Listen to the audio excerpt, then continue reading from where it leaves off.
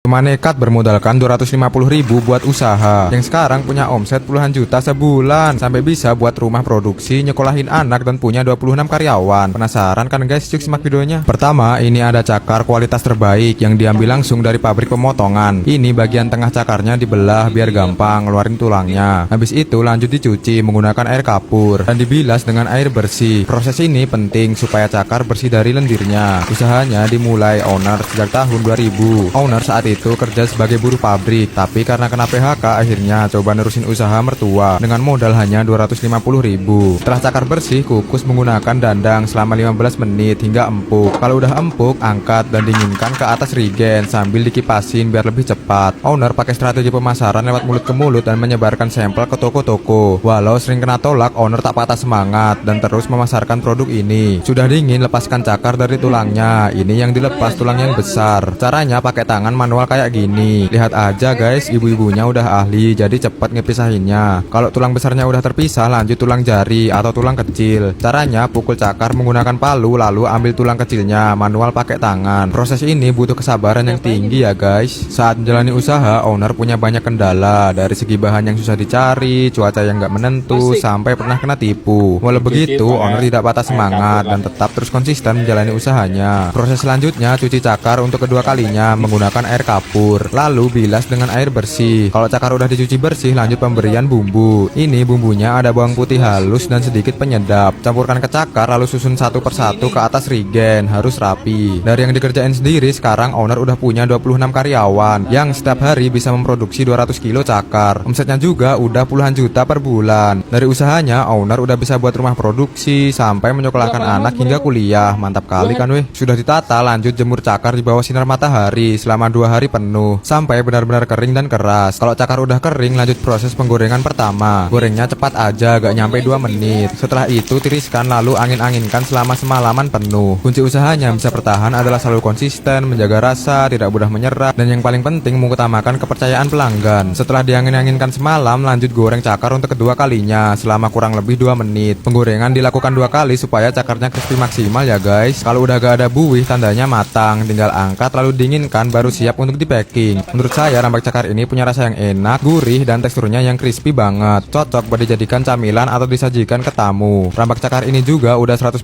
halal guys. Jadi tunggu apa lagi? Bagi teman-teman yang kepo buat nyobain atau mau dijadikan oleh-oleh, bisa dikirim-kirim. Hubungi ke sini aja ya. Dan bagi sahabat yang mau belajar bareng jadi konten kreator, bisa hubungi ke sini aja ya. Sampai jumpa di video selanjutnya guys.